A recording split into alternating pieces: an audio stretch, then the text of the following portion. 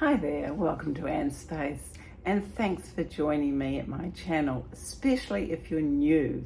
And I welcome you to Kuching, where I'm spending a few days, firstly on my own and then with a tour group. But anyway, just keep watching and you'll learn all about Kuching, where it is and what there is to see and do. Well, it's been rather a long day since leaving the hostel this morning at breakfast time, and I'm only at the halfway point, just boarding my second flight that was delayed. So flying Batik Airline this time.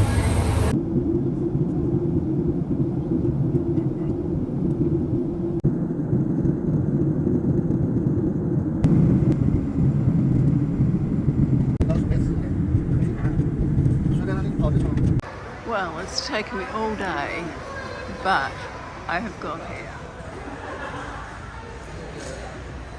Well, good morning. After my late arrival yesterday, by the time I got to the hostel across here, it was well after 9 o'clock. I was pretty tired. I'd been travelling since or before 7. And when I got there, it was a bit of a disappointment, not really what the reviews said. So rather than staying 2 nights, I just stayed the 1 night. And I'm actually going to go to the hotel where I'm going to start my Intrepid trip. So it's about a 20-minute walk, so I'm heading off and I'm okay. I slept okay. So I've checked into my hotel. I was there before 9 o'clock, so obviously my room's not ready, but they said come back in an hour and I can check in. And this is the first of the cat statues. So for those who don't know, Kuching in Malay is actually cat. So that's the special thing about the city. Okay, for those who have watched my Camino videos, you might recognize this poncho that I'm wearing. It came in so useful when I was doing the Camino last year, and it's just perfect for here in Kuching. So I found another statue of cats. Have a look at this one, it's so cute. And it goes all the way around.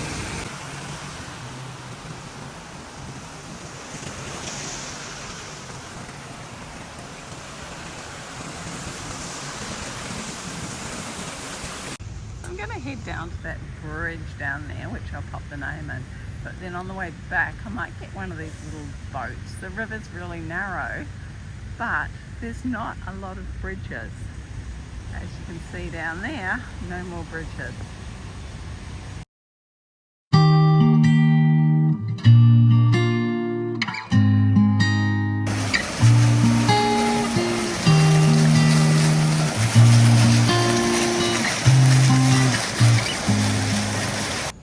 Really interesting coming up to the top here of Fort Margarita, and I've been enjoying the Brooks Museum. There's so much to learn. You know, this British guy comes over and he becomes the White Raja of Sarawak and sets himself up here, and according to what I've read, the locals didn't have any problems except for the Dajak people they were headhunters, so they would come and invade every now and then.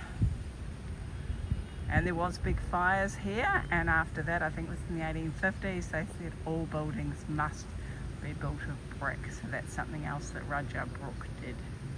So I'm going to get the boat. Here's my boatman come across. It's very cool. So I'm not on the boat by myself. There's a couple of friends over there. They've got a package they just hopped on board. So it's literally as long as it takes for me to talk on this video to get from one side of the river to the other. Yeah, it's a lovely way to travel. So simple. And yeah, here we are. Over the other side. Well, I've had a little rest, I've had a little snack, and now I'm off to explore, and it's stopped raining. So the first stop is Tua Pek Kong Temple. I'm going to check this out.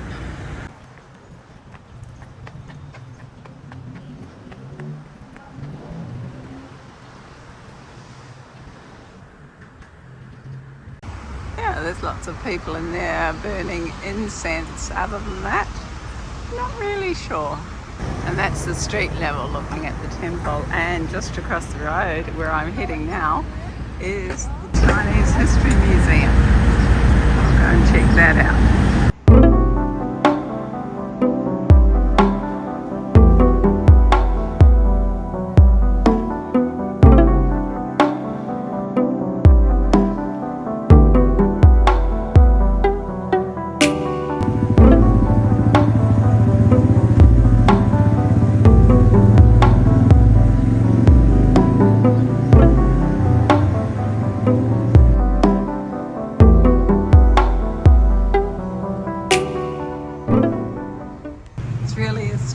Even now, after all these years of since the Chinese first came over here, they came in 3 waves apparently, still things are grouped together. Like this little road here that I've just wandered down is all the rubber stamp shops. So who would have thought you'd get a whole line of shops doing rubber stamps? But yes, here in Kuching you do. So I've just come into the Anglican grounds here, and apparently this house up here is the old bishop's house, and it is said to be the oldest building in Kuching, so definitely worth coming up and having a look. It's very beautiful in here, all fresh and clean. I feel like I shouldn't really be here, but well, lady just said hello, so I guess it's okay. Well, that was pretty cool. I was just having a little look around, and the bishop actually came out and introduced himself to me and told me a little bit about this building, and he was saying that it has been a permanent residence the whole time, so over 150 years. It started out as a dispensary, and yeah, he lives upstairs, and downstairs is the diocese offices. So yeah, that was lovely to meet him. So it's really good to just be a little nosy sometimes.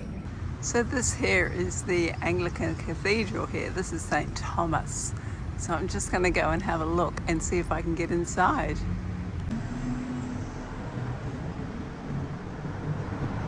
It's actually a huge complex, a huge block of land, and all owned by the Anglican parish, and it's the House of Epiphany up there on the hill. And behind that there's actually this very large high school with a music centre, etc, etc. Unfortunately it doesn't look like I can get into the cathedral. Never mind.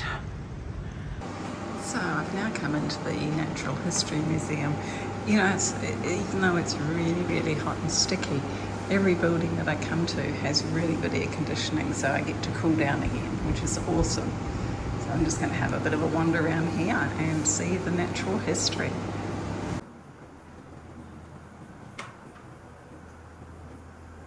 Well, that was a very small museum. That took me all of maybe 15 minutes to have a look around. But there's a few other museums in this area, so I'm going to go and see what their buildings are. But they're rather nice buildings. Have a look at this. That's the one I was just in. It's very nice. There's another museum. That's a cultural museum across the road. But this building up here, isn't that lovely? Very colonial. Like, you can tell that definitely the British were here. So not only do they have all the beautiful old colonial building museums, but they've actually got museum gardens, which I'm going to go and have a wander around. It is beautiful. As this bride up here has decided it's a beautiful place to take photos. Look at that gown.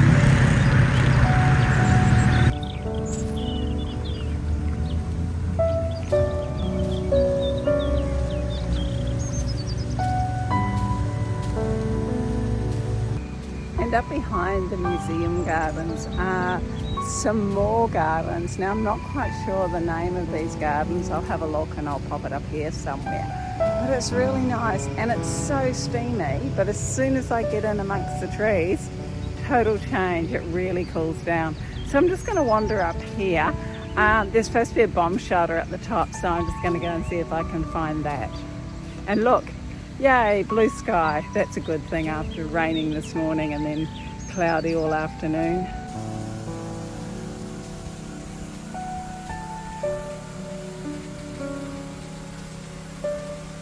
So this whole hill has the bomb shelter in it. because the history here, of course, was, yes, the British came in the 1800s, but then, of course, in the 1940s, it was invaded by Japan.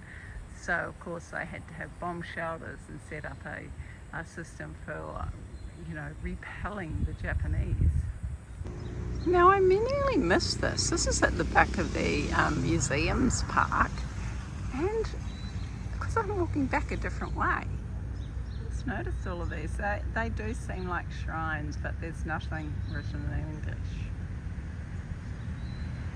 So interestingly, this mosque was originally built in 1847, and I think they've just been adding to it, and they're also doing that now.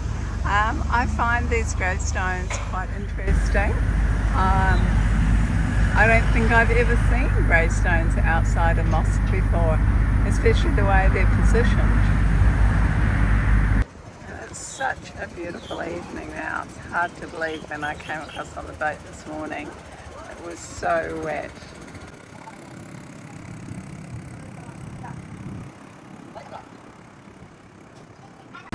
So what a nice way to end my first full day in Kuching. I've come up to the rooftop of the hotel, the Lime Tree Hotel where I'm staying, and this is my view.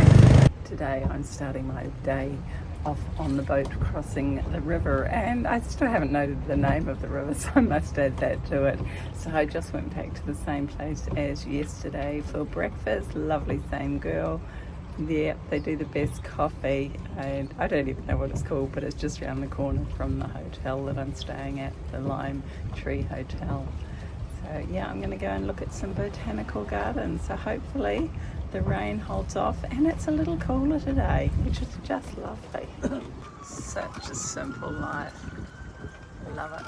Big log in the river there.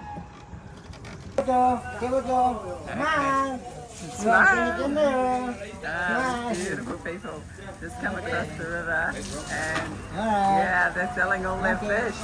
Yeah, it's very cool. Well, that was really easy to find. It was just like 2 minutes walk from where I got off the cross river boat. And like I said, it's really so much cooler today. It's just a pleasure to walk. And yeah, in amongst the trees again, it's lovely and shady. The gardens were really well designed, and I wandered for ages just exploring it. It was so nice and so peaceful.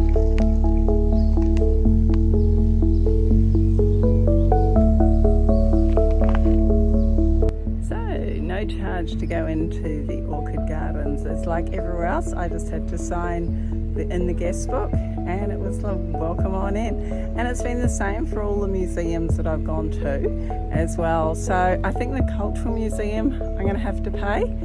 Oh, and I paid for the Brooks Museum up in the fort yesterday. That was just, for me, equal to $5 Australian. So this orchid garden's actually really old. It was first put in, I believe it was the second White Raja, so the Brooks family, who came here in the mid-1800s. The second Raja, he put it in for his wife so she could enjoy the flowers. So yeah, it's lovely that it now gets shared with everybody. Beautiful, aren't they?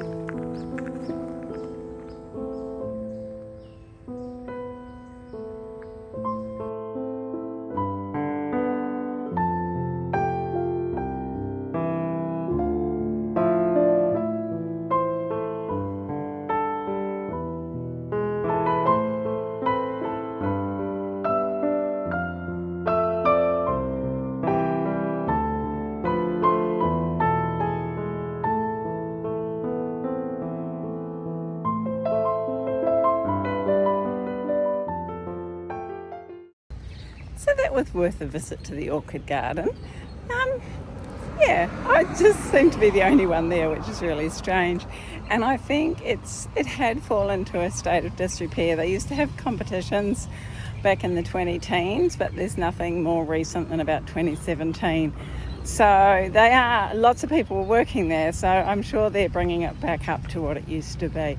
But yeah, if you've got time and it's not raining, definitely worth a quick visit. So here's a good view of the governor's residence, Astana. It was built by the first Raja as his home, and yeah, now the governor resides there, and it's literally across the road from the Legislative Assembly. So yeah, I doubt whether he walks to work, but he could if he wanted to. So this wonderful old building is actually the old courthouse, so built in 1883. This is the courtyard of the old courthouse. It's wonderful, isn't it? It's so cool under here, and all they've got is fans. So this is inside the coffee house in our courtroom. So yeah, everything's like 10 times the price as to be expected. So I think I might just go and check out Chinatown, or Little India actually, I think is where I'll go first. Let's go and have a look anyway. So where I've come now is India Street. So it's just chock-a-block full with little stalls. So I'll go and check it out. It's very quiet at the moment. The whole city's quite quiet. Definitely not a lot of tourists. And also this is the area that there's lots and lots of the very bright jewellery. So it's the typical markets that not handcrafted and just mass produced on steroids. And when you work out the price, they're actually not that great. So, you know, it's one for 30 Malaysian ringgit. So it's about $10 for those tops there.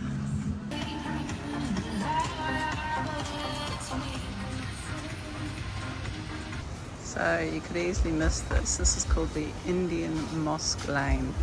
And it's like, according to Lonely Planet, the must-do lane. And then we come out the other end. And there was ladies all down the laneway. They look like a lot of them were blind, and the ladies in front of me were giving them donations, which is really lovely. Now, we certainly don't see fabric shops like this anymore in Australia. Although if you search, you do find them, but yeah, it's a thing of the past for us. Oh, just the fragrance and all these spices. Oh, beautiful. You can see why the cooking here tastes so good. There's so many different flavours. And many minutes later, I'm still wandering around, and I think this is the first time that I've ever been to markets that appear to be what you'd find in every tourist destination, but I'm the only tourist I've seen. They're clearly just, well, they're locals, and no one's trying to sell me anything. It's just really wonderful. I can just wander and stop and explore, and they say hello, and I carry on. So there you go. So I've just sat down after all that wandering around this morning. So I'm in a food court, I guess you'd call it. There's lots of people dining here, so I thought it was definitely safe. So I've ordered a chicken laksa. Well, right across the road from where I've just enjoyed my laksa and a cup of tea, brought to me by another person dining there who was chatting to me and telling me all about living in Kuching, is this haunting something, what's this temple called? Siang Temple. So I'm going to go in and have a look at that. This one's got a very clear sign saying take my shoes off, so I will do that. Oh, it's actually lovely to have my shoes off. I get quite tired with all that walking around.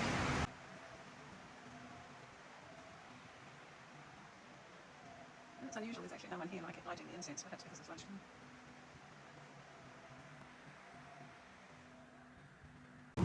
I've just come up in the building, I think it's called Persatuan, something similar. I took a photo, and yeah, I read about this on the Lonely Planet. You can come up here and get pretty cool views. It's just rooftops, but I like it.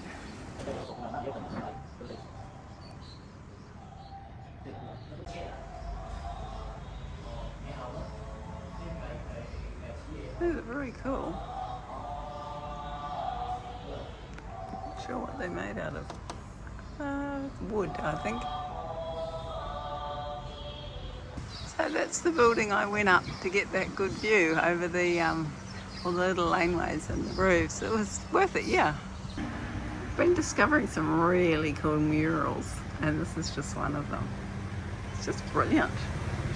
And there's the artist, I think. So this building's a bit different, the one right in front of me. Fun fact, all police stations in Malaysia are painted blue and white. And that's what that one is. So this is where I'm going next. I put it off yesterday. I thought I'd come in and spend a few hours. Huge building. I've taken a few photos of the outside, which is very impressive. And it's one of the few museums that I've had to pay for. Now it was 25 Malay ringgit, which is equal to about $8 Australian. So yeah, very, very cheap. And I've seen a small portion, and so far definitely very well presented. So I'm just waiting for a presentation. And yeah, I probably won't video too much through here, but I would definitely suggest put it on your to-do list if you're coming to Kuching. So I just have to video this because whatever I do, he does. I put my leg out, he puts his leg out, put my arm down, put my arm down, put my camera up there, puts my camera up there. It's a lot of fun. I could play here for hours. It's so cool as I walk around. Such a child, right? I hope you enjoyed that. I did. Okay, I'll wave bye-bye to him now. Okay, wave bye-bye. So this area is all about the river and the pollution. Hence what that little man was that I was playing with. But yeah, it's quite interesting, and it's all steered towards children. But I think adults get just as much value out of it as the children do. It's definitely a very modern museum. There's lots of modern tech here. You can see this guy's pulling across the frames. So I continued wandering around the museum, and actually for the next couple of hours. It's a really large building, well presented. There's 5 different levels, and each level has something totally different. So I've just shot a few quick little videos that I will pop in here. And yeah, definitely, like I mentioned, if you've got time, go and have a look, because it's worth that 25 Malay ringgit. So as you can see, I have really kept myself busy while I had those couple of days in Kuching on my own. But there is more to come because, like I mentioned, I'm joining an intrepid group, and there will be different activities that I'll be doing with them. So I hope you enjoyed the video, and here's just a few more photos from around the town. And until next time, thank you very much for watching, and it's bye for now. Take care.